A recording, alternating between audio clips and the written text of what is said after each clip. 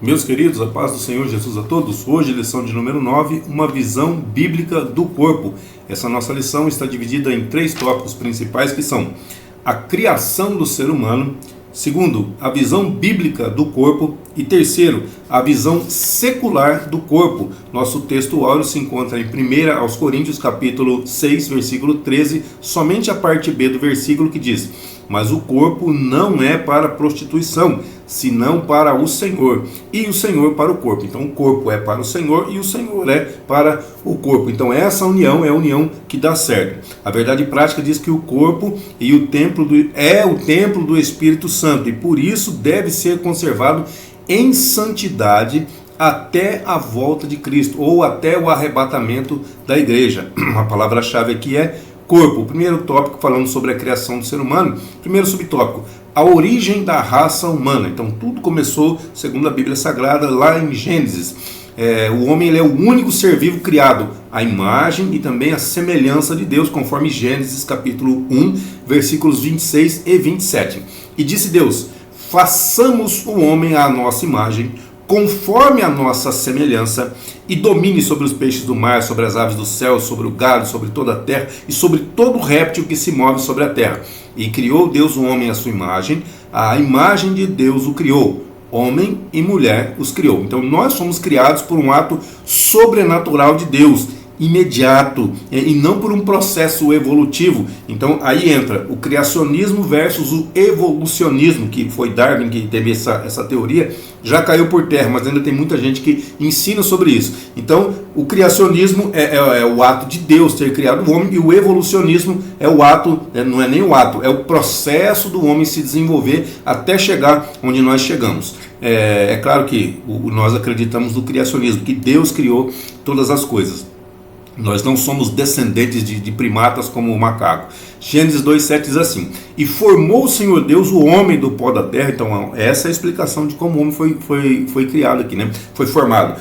Formou Deus, o Senhor Deus, o homem do pó da terra, e soprou nas suas narinas o fôlego de vida, e o homem foi feito alma vivente. Então aqui nós já vemos as 3 partes. Formou Deus, o Senhor Deus, o corpo do homem. Ele fez um boneco do pó da terra, um boneco de barro vermelho. Aí ele soprou o espírito humano, ele soprou o fôlego de vida no nariz desse boneco, gerou um terceiro elemento. Esse terceiro elemento, que aqui está dizendo no texto, foi feito alma vivente. Então o homem ele é um ser tricotômico, o homem é um ser tripartido, ele é feito de 3 partes. Depois a gente vê o restante desse desenho aqui, a gente fala sobre ele.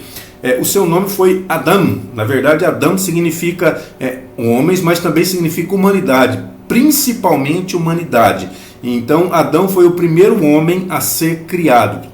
Deus criou todas as coisas e por último ele fez o homem, a cereja do bolo. Então Gênesis 2,15, tomou o Senhor Deus o homem e pôs no jardim do Éden. Lembrando que, olha a informação importante, o homem não foi criado no Éden, ele foi criado fora do Éden, foi colocado no Éden, e tinha 2 funções para eles: para lavrar e guardar. Então Deus foi o criador do trabalho, ele criou o homem, colocou no jardim, e ele tinha que fazer essas 2 coisas, lavrar e guardar. E Eva, ela foi a primeira mulher formada através do corpo de Adão, conforme Gênesis 2,22. E da costela que o Senhor Deus tomou do homem, ou tomou do humano, formou uma mulher. Na verdade a palavra aqui é fêmea, formou uma fêmea. Do humano que Deus fez, ele formou uma fêmea e trouxe-a para Adão. Gênesis 3,20 diz assim: e chamou Adão o nome de sua mulher Eva, porquanto era mãe de todos os viventes. Aí vem o segundo subtópico, que diz a constituição do ser humano. Então a natureza humana ela consiste numa parte externa, que é o corpo ou a carne, e 2 interiores, que é a alma e o espírito. Então o homem interior, que é o espírito humano e a alma, e também o homem exterior, que é o corpo. Então essas são as 2 partes constituídas no homem. Lembrando que o homem é tripartido, então são 2 espirituais e uma material, uma física. Segundo aos Coríntios capítulo 4, versículo 16 diz assim: por isso não desfalecemos, mas ainda que o nosso homem exterior, ó, tá vendo que você viu aqui? O nosso corpo, ainda que o nosso homem exterior se corrompa, o homem interior, que é a alma e o espírito, se renova de dia em dia. Então essa constituição humana, ela é denominada tricotomia, como nós já vimos aqui o próprio nome, né? É denominada tricotomia, ou seja, é um tripartido, é composto de 3 partes: espírito, alma e corpo. O que é o espírito? O espírito é a parte pela qual nós temos comunhão com o Espírito de Deus. O que é a alma? A alma é definida pelos aspectos da mente, das emoções, da nossa vontade. E o corpo é a parte que tem contato com o mundo dos vivos, é o nosso passaporte para poder estar aqui na Terra. Quando o nosso corpo se for, nós não temos mais esse passaporte para estar aqui. O espírito vai voltar para Deus, o corpo vai voltar para a Terra, e a alma, de acordo com as nossas escolhas aqui na Terra, vai dizer se nós vamos para um lugar de descanso ou para um lugar de tormento. Hebreus 4,12 diz assim: porque a palavra de Deus é viva, eficaz e mais penetrante do que espada alguma de 2 gumes, e penetra até a divisão da alma e do espírito. Então existe uma divisão entre a alma e o espírito, que essa divisão é chamada de coração. Então a palavra de Deus é como uma espada de 2 gumes, ela penetra nessa divisão, ela penetra no nosso coração e penetra até a divisão e das juntas e medulas, e é apta para discernir os pensamentos e intenções do coração. Então ela penetra na divisão do espírito e da alma, e também da alma e do corpo. Ela penetra nessas 2 divisões, ela discerne os pensamentos e as intenções do coração. O terceiro subtópico fala sobre queda e restauração humana. Então a Bíblia ela revela que todo o nosso ser foi afetado pelo pecado. Espírito, alma e corpo, tudo foi afetado pelo pecado, porque o nosso espírito perdeu aquele contato que tinha diretamente com Deus, e o ser humano ele foi lançado fora do jardim do Éden. Romanos 7, do 20 ao 23 diz assim: ora, se eu faço o que não quero, já o não faço eu, mas o pecado que habita em mim. Então a partir do momento que o homem pecou, nós nos tornamos criaturas pecaminosas. O pecado ele habita dentro de nós. Versículo 21. Acho então esta lei em mim, que quando quero fazer o bem, o mal está comigo. Porque segundo o homem interior, lembra do homem interior? Tenho prazer na lei de Deus, mas vejo nos meus membros outra lei, que batalha contra a lei do meu entendimento e me prende debaixo da lei do pecado que está nos meus membros. Então a lei do pecado, ela está dentro de nós. Então a vida espiritual ela não pode ser desassociada do nosso corpo de maneira nenhuma. Então a conduta irrepreensível do cristão, ela é requerida por completo, tanto no espírito como na alma, como no corpo, como diz Paulo escrevendo aos Tessalonicenses, primeira carta aos Tessalonicenses 5:23, e o mesmo Deus de paz vos santifique em tudo, e todo o vosso espírito e alma e corpo sejam plenamente conservados irrepreensíveis para a vinda de nosso Senhor Jesus Cristo. Então a santidade ela deve atingir o interior e também o exterior do homem. Ela tem que atingir o homem por completo. O resumo desse tópico diz que Deus criou o ser humano e o constituiu de corpo, de alma e de espírito. Aí vem o segundo tópico, a visão bíblica do corpo. Deveria ser por último, né? A visão bíblica e a visão secular deveria vir agora. Mas o autor fez dessa forma, vamos seguir essa sequência aqui. Primeiro subtópico, parte exterior do homem. Então o corpo. Do grego, a palavra corpo é soma. Por isso que a gente fala doenças psicossomáticas, são psicológicas, mas também e afetam o corpo. Mateus capítulo 10, 28 diz: e não temais os que matam o corpo, que aqui é grego, do grego soma, né? E não podem matar a alma. Ó, não temam aqueles que matam o corpo, ou que podem matar o corpo, mas não pode matar a alma. Temei antes aquele que pode fazer perecer no inferno, ou no Hades. A alma e o corpo, ambos podem perecer no inferno. Cadê o espírito? Cadê o espírito? Não, como eu falei, o espírito ele vai voltar para Deus. A alma ela pode perecer no Hades e o corpo também. Ok? Então o espírito não vai perecer, porque o espírito foi dado por Deus e ele vai voltar para Deus. Então a carne, que é do grego sarx, o corpo é soma, a carne é sarx. Então tem essas duas palavrinhas para definir a parte material do homem. Então ela se refere ao homem físico e inclui a sua dimensão exterior. Então Lucas 24:39 vai dizer assim: vede as minhas mãos e os meus pés, palavras de Jesus aqui, que sou eu mesmo, apalpai-me e vede, pois um espírito não tem carne nem ossos, como vedes que eu tenho. Então aqui a palavra carne é o sarx. Atos 2:31 também. Nesta previsão disse da ressurreição de Cristo, que a sua alma não foi deixada no inferno, não foi deixada no Hades, nem a sua carne viu corrupção. A carne aqui também é o sarx. Então, ambos os termos, tanto a soma como o sarx, eles indicam a parte visível e material do ser humano. Então o corpo ele é um invólucro da parte imaterial, ou seja, do espírito e da alma do ser humano. O corpo envelhece, o corpo morre, e essa ocasião é que a alma e o espírito vai deixar ele. Então Gênesis 35:18 diz assim: e aconteceu o quê? Saindo-se-lhe a alma, porque morreu, chamou-lhe Benoni, mas seu pai o chamou de Benjamim. Então a alma sai, o corpo morre. Tiago 2,26 vai dizer outra coisa, porque assim como o corpo sem o espírito está morto, assim também a fé sem as obras é morta. Então, peguei um exemplo aqui para vocês de uma lâmpada elétrica, tá bom? Essa aqui você pode ver que está acesa, ela está fora do bocal, mas pensa ela dentro do bocal, a energia chegando. Então, a gente pegou essa lâmpada aqui, como se ela fosse o corpo, tá bom? O segundo elemento é o espírito que foi soprado. Então a energia elétrica ela chega até esse corpo. Quando há uma junção desse corpo com esse espírito, gera um terceiro elemento que é a luz. E esse terceiro elemento é o que nós estamos dizendo aqui. Se não houver o espírito, o que vai acontecer? Não vai acender a lâmpada. Se não houver energia, não vai acender a lâmpada. Se não tiver o corpo, não tem como a alma e o espírito fazer alguma coisa.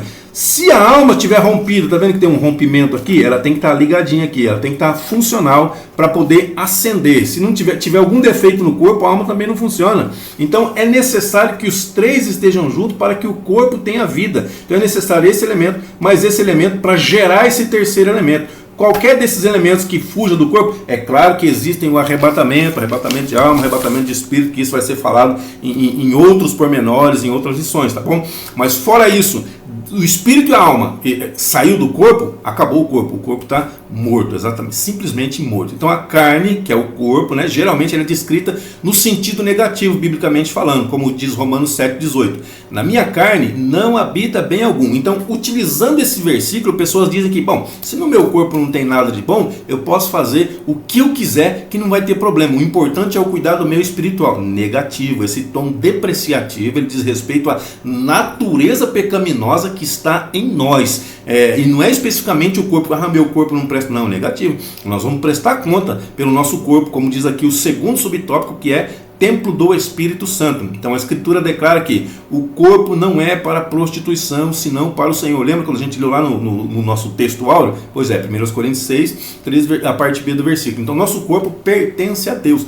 O espírito foi dado por Deus, pertence a ele. O corpo foi dado por Deus, pertence a ele. Só sobra a alma. É a alma que é o problema do negócio aí. É a alma que vai sofrer ou que vai se alegrar. Então 1 Coríntios 6,17 diz assim: mas o que se ajunta com o Senhor é o mesmo espírito com ele. Olha só, é o mesmo espírito. O versículo diz só o mesmo espírito. Está com ele, foi eu que acrescentei aqui. Então nós nos ajuntamos com o Senhor, nós somos o mesmo espírito. Ou seja, nós fazemos parte dele, nós temos parte dele aqui na terra. Então o corpo do salvo, o corpo do cristão, ele deve ser santo e utilizado para glorificar a Deus, para a glória de Deus. Glória de Deus.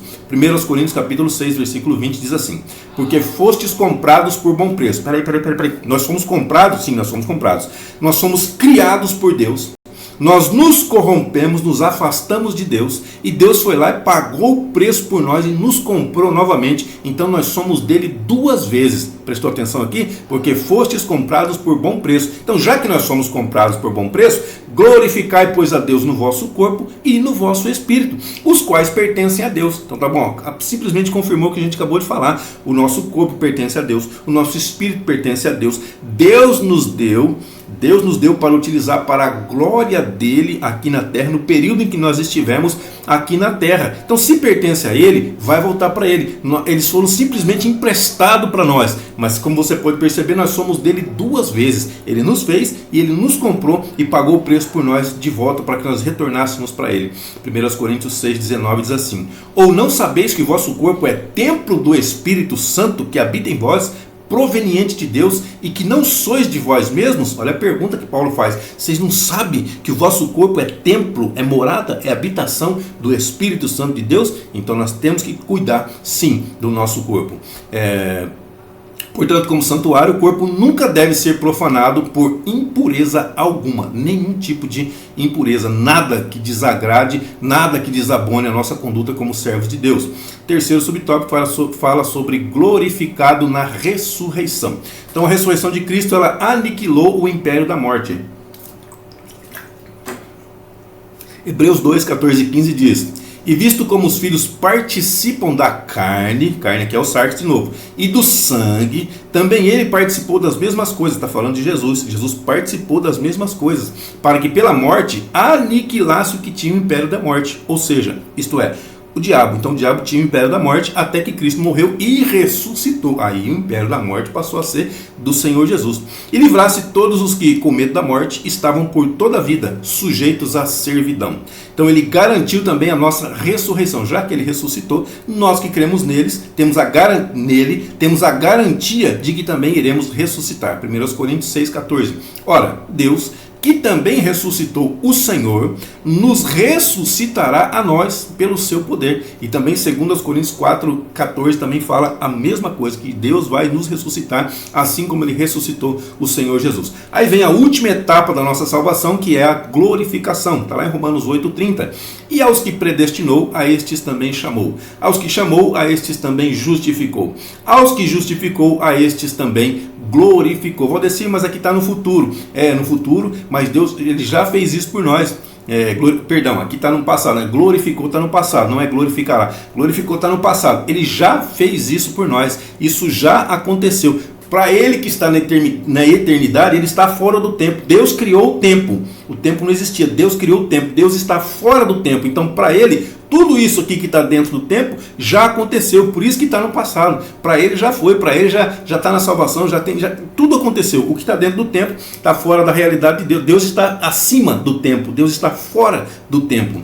Então esse evento ocorrerá quando? Quando que vai acontecer esse evento? Quando Jesus arrebatar a sua igreja. 1 Tessalonicenses 4, do 13 ao 17. Só vou ler um pedacinho aqui, não vou ler todo o texto não, tá? E os que morreram em Cristo ressuscitarão primeiro, e depois nós, os que ficarmos vivos, seremos arrebatados juntamente com eles nas nuvens. Então quem morreu em Cristo vai ser ressuscitado primeiro, depois quem estiver vivo vai ser arrebatado, vai ser transformado, e juntos nós vamos encontrar com o Senhor nos ares. O resumo desse tópico diz que a visão bíblica do corpo tem a ver com o exterior do homem, como imagem do templo do Espírito, e com a ressurreição e a glorificação final. O terceiro tópico fala sobre a visão secular do corpo. Então essa aqui agora é a visão humana, a visão do presente século, tá bom? Visão bíblica nós já vimos. Então o primeiro subtópico: hedonismo e narcisismo. O que é hedonismo? O que é narcisismo? Vamos lá. Hedonismo: estilo de vida em que a obtenção do prazer e a fuga do sofrimento são prioridades. Não, prioridade é a vida da pessoa. Nesse aspecto, tudo é permitido, ou seja, tudo que eu quiser fazer, eu posso. É claro, nós temos livre-arbítrio, então nós podemos fazer o que nós quisermos. Só que tem que prestar atenção, porque nós vamos dar conta de tudo aquilo que nós fizermos, de tudo aquilo que nós deixamos de fazer, de tudo aquilo que nós falarmos, e de tudo aquilo que nós deixarmos de falar. Aí vem o narcisismo. O narcisismo é o amor excessivo que uma pessoa tem por si própria. É um indivíduo que, de modo insensato, maluco, doido, né, persegue o corpo ideal por meio de boa estética a qualquer custo. Custe o que custar, ele vai ter que ter um corpo perfeito, e se porta com ostentação em busca de autorrealização e também de ser admirado pelos outros. 1 Timóteo 4,8 diz assim, ó: porque o exercício corporal para pouco aproveita, mas a piedade para tudo é proveitosa, tendo a promessa da vida presente e da que há de vir. Então, por que o exercício corporal para pouco se aproveita? Vou dizer, pouco se aproveita, mas aproveita. Sim, aproveita. Tem que exercitar? Tem que exercitar. Se pode fazer, faça-o. Porém, sem narcisismo, sem hedonismo. Faça para manter a saúde, para manter saudável o templo, a morada, a habitação do Espírito Santo de Deus. Mas por que aproveita pouco? Porque só aproveita para essa vida. E essa vida aqui, ela é curta. 50, 60, 70, 80, 90, 100, 120 anos, vamos dizer assim. 150 anos, vamos dizer assim. Acaba, irmão, acaba. Ontem mesmo eu tinha 18, agora já estou com 50. Olha só, o tempo passa tão rápido, daqui a pouco eu não vou estar mais aqui. Daqui a pouco vocês não vão mais me ver. Por quê? Porque o tempo passa muito rápido aqui, então se aproveita pouco, mas aproveita de acordo com a saúde, para a nossa saúde, para que nós sejamos saudáveis, para que o templo do Espírito Santo, para que o Espírito Santo habite não num templo sujo, num templo quebrado, moído, estragado, não, mas num templo muito bem preservado. Então só aproveita para essa vida. Agora a piedade não, a piedade aproveita para essa vida e aproveita para a vida vindoura também, que é por toda a eternidade, não vai ter mais fim. Olha, quanto tempo demora a eternidade? Não tem fim, não tem fim. O segundo subtópico fala sobre erotização e também libertinagem, lembrando que é a visão secular do corpo, tá? Ao formar o ser humano, Deus também criou a sexualidade. Gênesis 1, 27, 28, e criou Deus o homem à sua imagem, mas Deus criou homem e mulher, os criou. A palavra no original aqui é zahar e o nekevá, ou seja, é macho e fêmea, não é homem e mulher não, tá bom? É macho e fêmea. 28, Deus os abençoou e Deus lhes disse, frutificai, multiplicai-vos, enchei a terra, sujeitai, dominai sobre os peixes do mar, sobre as aves do céu, sobre todo animal que se move sobre a terra. Então, como é que faz isso? Como que se multiplica, como que frutifica sozinho? Não tem como. Então tem que ter um macho, tem que ter uma fêmea. Precisa duas pessoas do mesmo sexo, duas meninas ou dois meninos, não tem como fazer isso. Precisa ser um menino e precisa ser uma menina, precisa ser um macho e precisa ser uma fêmea, para poder reproduzir, para poder frutificar, para poder multiplicar. Então, o pecado está no sexo? Não, o pecado não está no sexo, mas na perversão do propósito do sexo, ou pelo qual o sexo foi criado. Romanos 1, 26, 27. Por isso, Deus os abandonou às paixões infames, porque até as mulheres mudaram o uso natural, no contrário à natureza, ou seja, mulher com mulher. O natural é mulher com homem. O que eles fizeram? Mudaram o uso natural, agora é mulher com mulher. Aí o 27 diz, semelhantemente também os homens, deixando o uso natural da mulher, se inflamaram em sua sensualidade uns para com os outros, homens com homens, cometendo torpeza e recebendo em si mesmos a recompensa que convinha do seu erro. Então cada um vai receber recompensa pelo seu erro, pelas suas falhas, pelos seus defeitos. Ah, é só homossexual? Não, meu amigo. Existe uma lista de coisas, existem algumas listas de coisas que podem nos tirar do reino de Deus. Então, em nossos dias, voltando aqui para o assunto, depois vou falar de uma das listas aqui, tá? Em nossos dias, a erotização do corpo ela é explorada. Nas mídias, tem bastante erotização. Nas artes, não é isso? Teve o homem pelado lá do Santander? Pois é, dizendo que era arte. E o pior, para as nossas crianças estava sendo apresentado isso aí. Na música também, e também nas literaturas, está sendo bastante explorado a erotização. Qual que é o objetivo? O objetivo é seduzir e também estimular práticas sexuais ilícitas ou antibíblicas. 1 Coríntios 6,10 é uma das listinhas daqueles que não herdarão o reino de Deus. Presta bastante atenção aqui, ó. Não erreis. Nem os devassos, nem os idólatras, nem os adúlteros, nem os efeminados, nem os sodomitas, nem os ladrões, nem os avarentos, nem os bêbados, nem os maldizentes, nem os roubadores herdarão o reino de Deus, ok? Então essa é uma das listas. Existem algumas outras que falam daquelas pessoas que não herdarão o reino de Deus.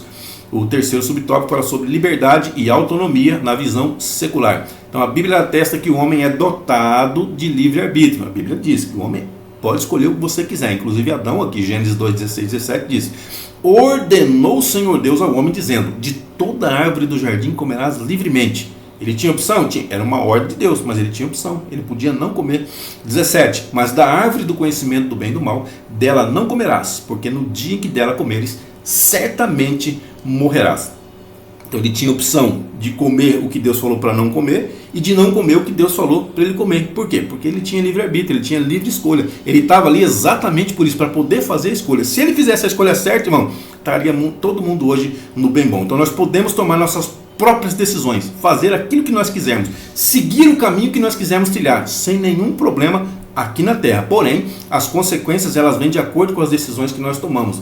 Essas, ou seja, as consequências, nós não conseguimos escolher. As consequências elas vêm de acordo com aquilo que nós optamos, de acordo com as nossas decisões. E o resumo desse tópico diz que o hedonismo, o narcisismo e a erotização e a libertinagem fazem parte de uma visão secular do corpo. A conclusão da lição, já estourou o tempo, mas vamos assim mesmo, tá?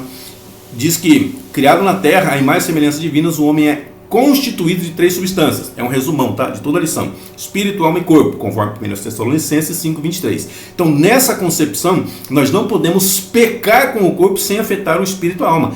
tá tudo interligado, não adianta, não tem como. Aí o corpo é morada do Espírito que não habita em santuário impuro. O Espírito aqui é o Espírito Santo. Então, nessa tricotomia aqui, ó, ainda tem mais um, tá? O Espírito humano, aqui dentro, quando nós aceitamos a Cristo, o Espírito Santo vem habitar no nosso espírito. Então, o nosso corpo passa a ser morada do Espírito Santo de Deus. E ele não habita em santuário impuro. Então, na vinda de Cristo, o corpo do santo será glorificado, conforme 1 Coríntios 15:52.